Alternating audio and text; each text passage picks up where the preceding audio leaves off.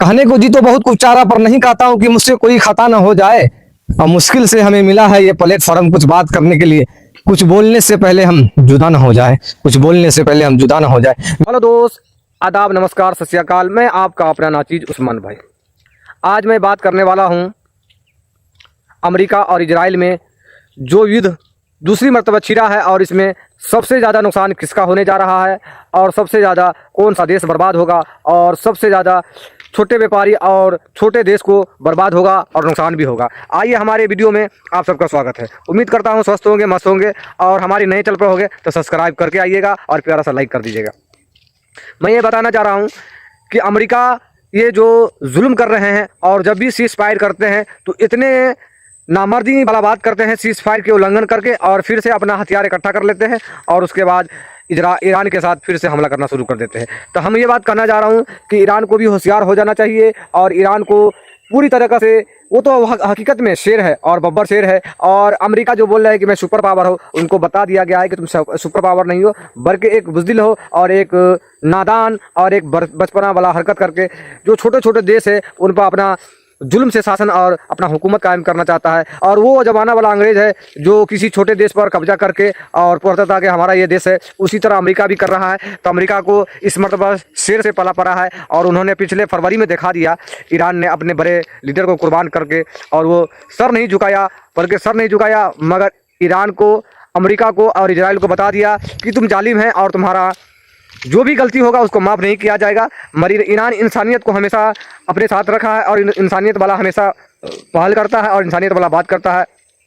उन्होंने फिर भी बात करने की कोशिश किया अमेरिका से और जालिम इजराइल से, मगर ईरान इस मरतबा आप बात नहीं करेगा, और उनको ताबड़तोड़ इतना पिटाई करेगा कि वो आज नहीं कई सदियों याद रखेगा, और आने वाले इतिहास में ये बता देना पड़ेगा कि सुपर पावर कौन था, और सुपर पावर के सामने जो लड़ा था वो कौन था, कि सच में अमेरिका सुपर पावर था या ईरान सुपर पावर था। मेरे दोस्त, जो देश 40-45 साल से बाइकाट है ना भुगत रहा हो, और सभी देश से बाइकाट उनको कर दिया गया, हर चीज़ का उन्होंने बाइकाट कर दिया हुआ, फिर भी वो इतना पावरफुल दिखा रहा है और इन जालिम से लड़ाई कर रहा है। इसलिए हम सबको ऐसे आदमी को, ऐसे देश को सपोर्ट करना चाहिए। और इंडिया से उनका पुराना लगाव था, हर चीज़ हो, चाहे गैस हो, चाहे पेट्रोल हो, चाहे डीजल हो, या और भी आर्थिक स्थिति हो, जो इंडिया को हमेशा मदद करता था। मगर हमारे इंडिया के प्राइम मिनिस्टर ये तो गलती किया ही है, और गलती पे गलती किए जा रहा है, जो ईरान को सपोर्ट नहीं कर रहा है। क्यों करेगा? क्योंकि उसने स्ट्रीम फाइल में घुसा हुआ है, और स्ट्रीम फाइल में फंस कर और अपनी गलती को छुपाने के लिए अपने बड़े साहबजादे, यानी बड़े क्या बोले, हमारे पास वो शब्द नहीं है, उनको गुलामी में जी हुजूरी कर रहे हैं, और अपने देश को भी मट्टियामील कर रहे हैं। और अभी देखिए, इतना दिन हो गया, कभी नहीं सुने थे कि पेट्रोल में दूसरे पदार्थ मिलाकर और पब्लिक को दिया जा रहा है, और उनके पेट में तो गलत ही से सामान पहुंचा ही रहा था। अब साथ साथ गाड़ी में भी गलत सामान मिलाकर, और है ना पेट्रोल में, डीजल में, और एथनॉल जिसे कहा जाता है, एथनॉल मिलाकर और दिया जा रहा है, ताकि इंसान तो ख़राब हो ही रहा है, देश तो ख़राब हो ही रहा, साथ में देश में जो गाड़ी घोड़ा है, यानी 4 चक्का हो, 2 चक्का, उसको भी ख़राब कर, यानी जाते जाते अपनी देश को, युवा को बर्बाद करना है, और देश में जो भी पूंजीपति है उनको भी बर्बाद कर देना है, सिर्फ 2-4 अपने पूंजीपति को अमीर करने के लिए, खुश करने के लिए। मेरे दोस्त, कहने का मतलब यही है कि अभी भी वक्त है, और हम सबको संभल जाना चाहिए, और अभी भी वक्त है।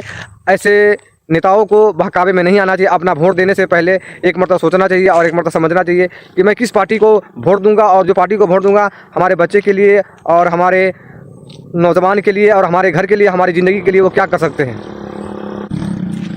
तो इंडिया को बर्बाद कर रहे हैं, और उसमें इंडिया को बर्बाद करें क्यों नहीं करेंगे। और अमेरिका ये भी चाह रहे हैं, जो बड़े बड़े देश है, कुछ देश है उनके बड़े बड़े, अमेरिका तो यही चाह रहा है कि जो भी देश है बड़े बड़े हैं उनको भी इस कांड में मुब्तला कर दिया जाए, और इस स्ट्रीम फाइल में बड़े बड़े आदमी, इंडिया का हो चाहे बड़े बड़े इटली हो, जो बड़े बड़े, ईरान का प्राइम मिनिस्टर इसमें शामिल नहीं था, सऊदी का भी शामिल था, तो उन सब भी कुछ नहीं बोला। अभी देख लीजिए, Saudi, Dubai, Oman, Qatar, Bahrain, कोई नहीं बोल रहा है। क्यों नहीं बोल रहा है? क्योंकि उनका भी काला चिट्ठा और उनका भी काना करतूत अमेरिका के पास और स्ट्रीम फाइल में शामिल है। इसलिए ये युद्ध हो रहा है, और सभी देश जान रहा है कि अमेरिका गलत कर रहा है, इजराइल गलत कर रहा है, मगर उनको साथ नहीं दे रहा। क्यों? अगर वो साथ देगा तो फिर अमेरिका क्या करेगा पता है आपको? उनका काला चिट्ठा खोल देगा, कहेगा देखो जिसके लिए तुम कैसे बात कर रहे हो, और जिस तुम प्रधानमंत्री के लिए, जिस नेता के लिए तुम अपने बच्चे को ऐसे बनाते हो, वो तुम्हारा प्रधानमंत्री इस स्ट्रीम फाइल में शामिल है।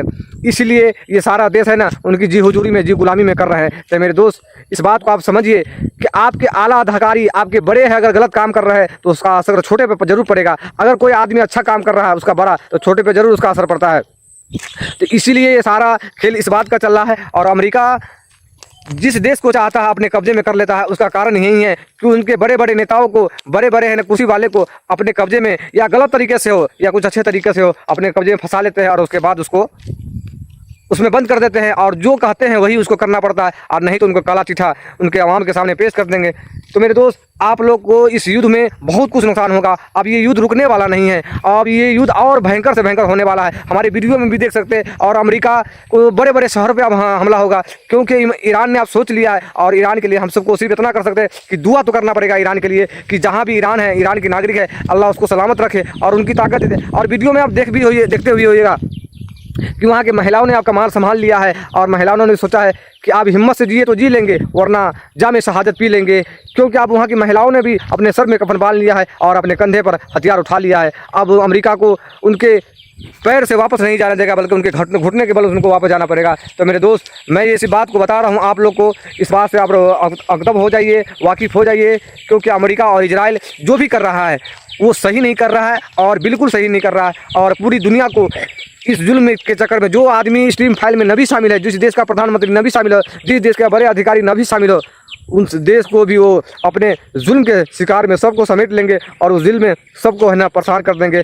देख लीजिए, गैस हो, मोबाइल हो, जो भी ज़रूरियात का सामान है, सभी के सभी महंगे हो रहे हैं। और उसका रीज़न एक है, वो अमेरिका है और इजराइल है। तो आप लोग को पूरा विरोध करना पड़ेगा और अमेरिका को और इजराइल को बताना पड़ेगा कि वो अपने जुल्म से और अपना जुल्माना हरकत से वापस आ जाए और ये युद्ध बंद कर दे। नहीं बंद करेगा तो आने वाले दिन में बहुत मुश्किल होगा, और देश के लिए भी, हर देश के लिए भी ये बहुत ही नुकसानदायक होगा। तो आप लोग को करना क्या है, आप लोग को आगे आगे क्या होने वाला है पूरी जानकारी भी दूंगा। और आप लोग को इस चैनल पे स्वागत है। इस चैनल को ज़्यादा सब्सक्राइब कीजिए, लाइक कीजिए, ताकि मैं आपको अच्छी और सच्ची जानकारी दूँ। और मलेशिया में अभी मौसम बहुत खूबसूरत हुआ है, तो मैं सोचा हूँ ये बात बताकर और ये सारी बातें आपको सुनाऊँ, और मलेशिया के साथ साथ हालात भी दिखाऊँ कि मलेशिया कैसा है। तो मेरे दोस्त, और वीडियो बनाने से ये भी फ़ायदा हो रहा है और ये भी नुकसान हो रहा है, क्योंकि ऐसे ऐसे कमेंट कर रहे हैं आदमी, जैसे मैं लग रहा है कितना बड़ा मुजरिम हूँ और कितना बड़ा मैं जुल्म कर दिया। मेरे दोस्त, जो हो रहा है आज के दिन में वही तो मैं बता रहा हूँ, कुछ गलत तो नहीं बता रहा हूँ ना, अपने मन में से तो नहीं बता रहा हूँ ना। कि हिंदुस्तान हो या पूरी दुनिया में जहाँ भी आजकल टीवी खोलिए, टीवी तो खत्म हो गया, मोबाइल खोलिएगा तो बस यही दिखाई दे रहा है कि फलाने जगह ये तरह जुर्म हो गया। कहीं मुसलमान को पकड़ कर है ना मॉब लिंचिंग कर दिया जाता है, कभी है ना बच्चे को पकड़ कर और उसको जय श्री राम का नारा लगवाया जाता है। और सरकार, हर देश का सरकार जुल्म के खिलाफ आवाज़ नहीं उठाता है, बल्कि अपने कुर्सी के खिलाफ आवाज़ उठाता है। जो कुर्सी के खिलाफ बोलता है उसको इनकाउंटर कर दिया जाता है, जो सवाल पूछता है उसको इनकाउंटर कर दिया जाता है। मेरे दोस्त, हर देश का एक निज़ाम है और हर देश का एक कानून व्यवस्था है। उस कानून व्यवस्था से जो भी आदमी बाहर जाएगा, जो कानून व्यवस्था को नहीं मानेगा, उनके साथ तो जुल्म होना चाहिए, उनके साथ कानूनी प्रक्रिया होना चाहिए। मगर यहाँ तो सरकार क्या करेगा और कानून व्यवस्था क्या करेगा। पब्लिक ऐसा है, और पब्लिक को चढ़ावा कौन दे रहा है? सरकार दे रहा है कि आपस में तुम लड़ो, और आपस में तुम लड़ोगे हम तुम्हारा साथ देंगे, और मुसलमान को मारो, मुसलमान के साथ मॉब लिंचिंग करो, मस्जिद को, मदरसा को। मेरे दोस्त, ये ज़िंदगी है, ये ज़िंदगी आज है कल नहीं है। अगर आप सच बोले हैं तो हमेशा आपके मरने के बाद भी आपकी आवाज़ जिंदा रहेगा, और अगर आपने झूठ बोला है, आपने अगर गलत बोला है, आपने अगर गलत किया है, आपके मरने के बाद भी आपको इस आवाज़ के जरिए, इस बात के जरिए, इसे ना जो भी आपने करतूत किया उसके जरिए आपको आने वाले नस्ल को बताया जाएगा कि तुम्हारे बड़ों ने ऐसा किया था, उसका अंजाम देखो क्या हो रहा है, और तुमको इस भुगतना पड़ेगा। तो मेरे दोस्त, मैं ये बात, इस वीडियो इसलिए बना रहा हूँ क्योंकि बहुत दिनों से मैं मोबाइल चला रहा हूँ, और बहुत दिनों से मैं ये देख रहा था कि सोशल मीडिया हो चाहे नेशनल मीडिया हो, क्या हो रहा है, पूरे देश का हालात, पूरी दुनिया में क्या क्या हो रहा है। मगर मेरे को दिल नहीं करता था मैं वीडियो बनाने का या कुछ बोलने का, मगर मैं सोचा हूँ कि ज़िंदगी फ़ानी है, फना हो जाना है, और ये हवा पानी का बुलबुला है, पता ना हवा लगे किस दम फूट जाएगा और इस दुनिया से हमको जाना पड़ जाएगा। यही सोच के मैं वीडियो बना रहा हूँ कि मैं रहूँ ना रहूँ, मैं जो जुल्म हो रहा है, जहाँ भी जुल्म हो रहा है, वहाँ उसके खिलाफ तो कम से कम आवाज़ तो उठा सकता हूँ, बोल तो सकता हूँ, कुछ कह तो सकता हूँ।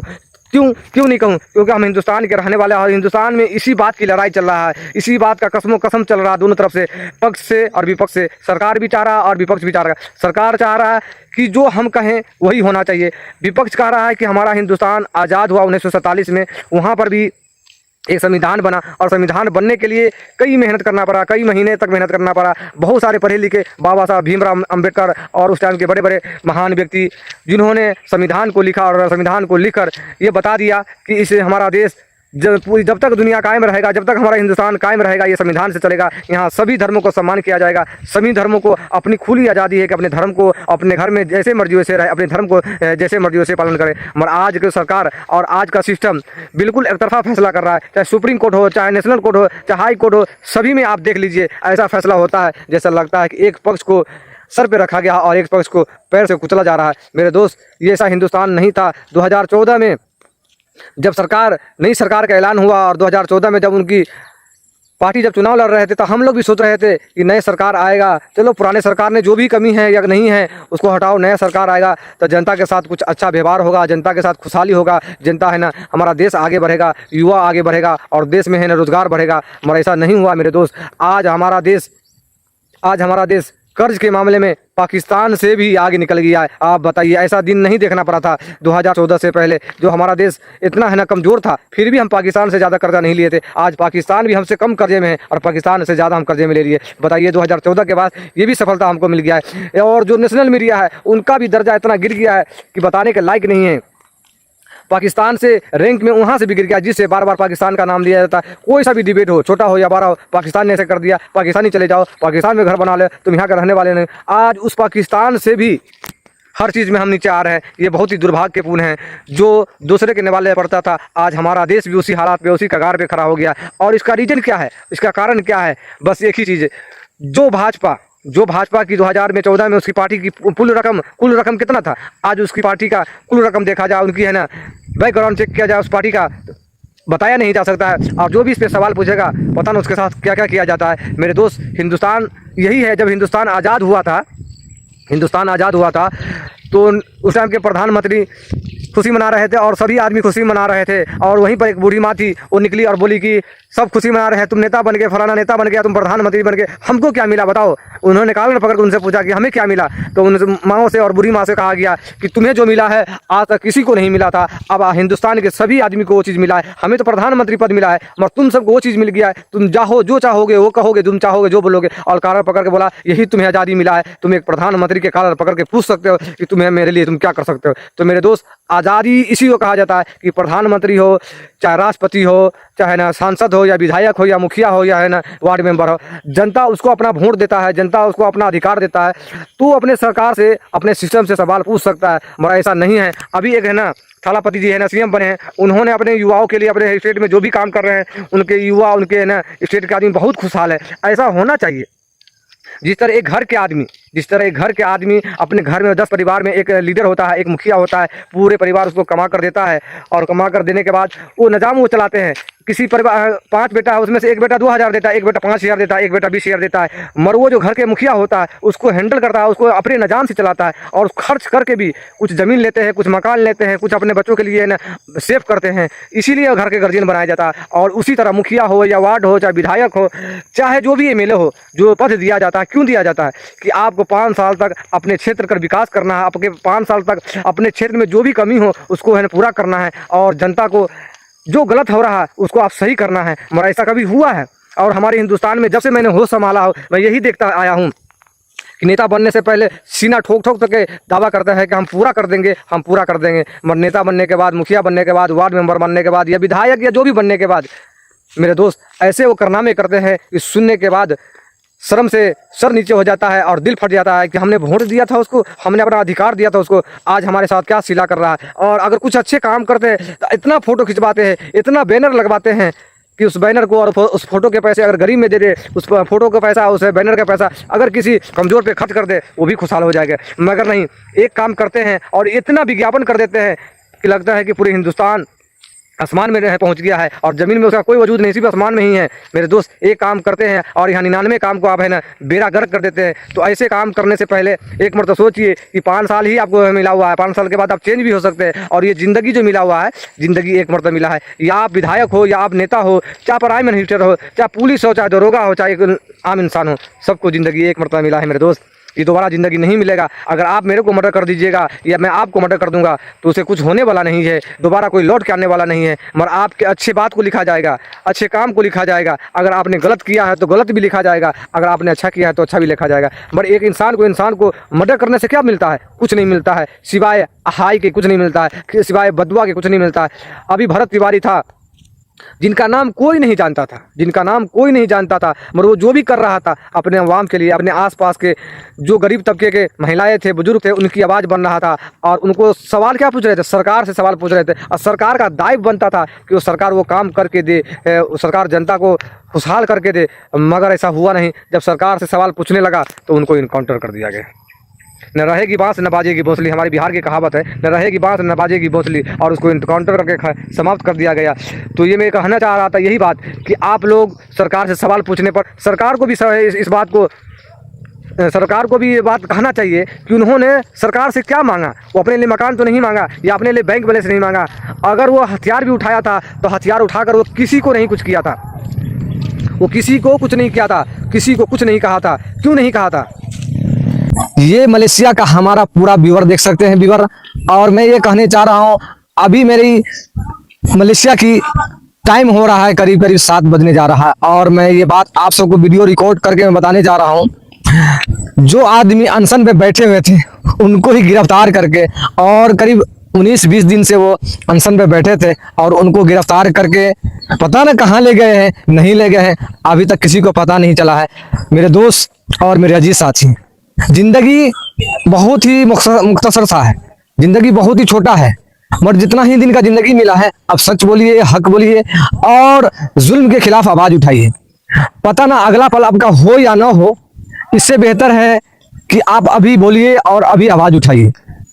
क्योंकि जो आदमी अपने परिवार के लिए नहीं, पूरे हिंदुस्तान के युवाओं के लिए, और वो युवा जो देश को आने वाले दिन में प्रतिनिधि करेंगे या देश को चलाएंगे, उनके लिए आवाज उठाने वाले को भी गिरफ्तार कर लिया गया है।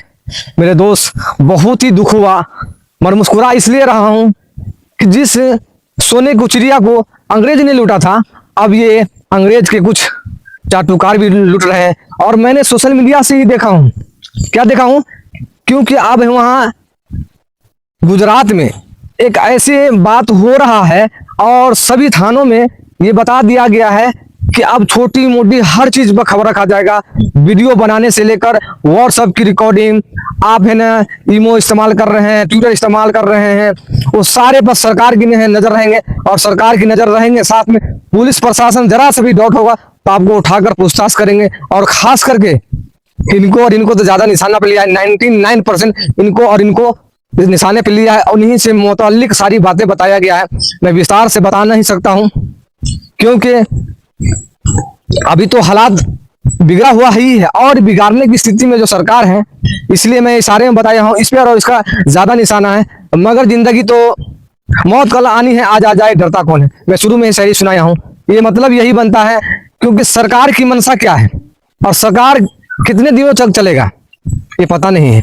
जनता का जिस दिन मिजाज घुमा, सरकार यूं बदल जाता है। मगर सरकार ने जो व्यवस्था बनाया है वो लंबे समय तक चलेगा, क्योंकि उसने जुल्म के साथ साथ वो पैमाना बिछा दिया है। जिस तरह एक इमारत बनाने के लिए मजबूत फाउंडेशन बनाना पड़ता है ताकि कई आंधी तूफान, कई है ना भूकंप आने के बाद भी नहीं गिर सके, इसी तरह सरकार ने जो व्यवस्था बनाया है उसको तोड़ने के लिए बहुत मेहनत करना पड़ेगा। और वो तोड़ भी सकता है तो आवाम ही तोड़ सकता है। तो मेरे दोस्त, कहने का मतलब यही है, कहना तो बहुत कुछ चाहता हूं पर नहीं कहता हूं कि मुझसे कोई खता ना हो जाए। हमारे सर पे नीचे ऊपर देख सकते हैं। कहने को जी तो बहुत कुछ चाह रहा पर नहीं कहता हूं कि मुझसे कोई खता ना हो जाए। और मुश्किल से हमें मिला है ये प्लेटफॉर्म कुछ बात करने के लिए। कुछ बोलने से पहले हम जुदा ना हो जाए, कुछ बोलने से पहले हम जुदा ना हो जाए। मेरे दोस्त, आप सबको ये वीडियो मैं इसलिए बता रहा हूं क्योंकि जिंदगी का आखिरी लम्हा है।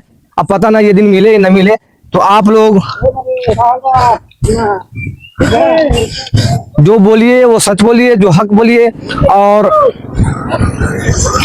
जो भी बताइए सच बताइए। क्योंकि देश का अर्थव्यवस्था बहुत ही चरमरा गया है और सोनम वांगजी को किडनैप करके ले गए हैं, या पता ना उनको दोबारा जंतर मंतर पर या उनको घर भेजा भी जाएगा नहीं भेजा जाएगा, ये भी तो कंफर्म नहीं है। मगर कांग्रेस पार्टी के अध्यापक और कांग्रेस पार्टी के ऑर्गेनाइजर दीपिका ने अब अनशन पे बैठ गया है और ये वीडियो मैं आज ही मैं रिलीज कर दूंगा। तो आप लोग इस वीडियो को ज्यादा से ज्यादा सपोर्ट कीजिएगा, अपना प्यार मोहब्बत पूरा दीजिएगा ताकि मैं ऐसी वीडियो बनाता रहूं। और मैं यूट्यूब पर डालूंगा और हो सकता है तो फेसबुक पर भी डालूंगा। जहां आप लोग ये वीडियो देखिएगा पूरा सपोर्ट कीजिएगा, क्योंकि मुझे हौसला बढ़ेगा सच बोलने का, हक बोलने का। क्योंकि मैं बहुत कुछ देखता हूँ मगर बोल नहीं पाता हूँ, क्योंकि मुझे सपोर्ट करने वाला अभी नहीं है। जिस दिन हमारा सपोर्ट करने वाला होगा खुलेआम बोलूंगा, क्योंकि जुल्म के सामने सर झुकाने से बेहतर है सर खत्म करवा लेना है, सर कलम करवा लेना।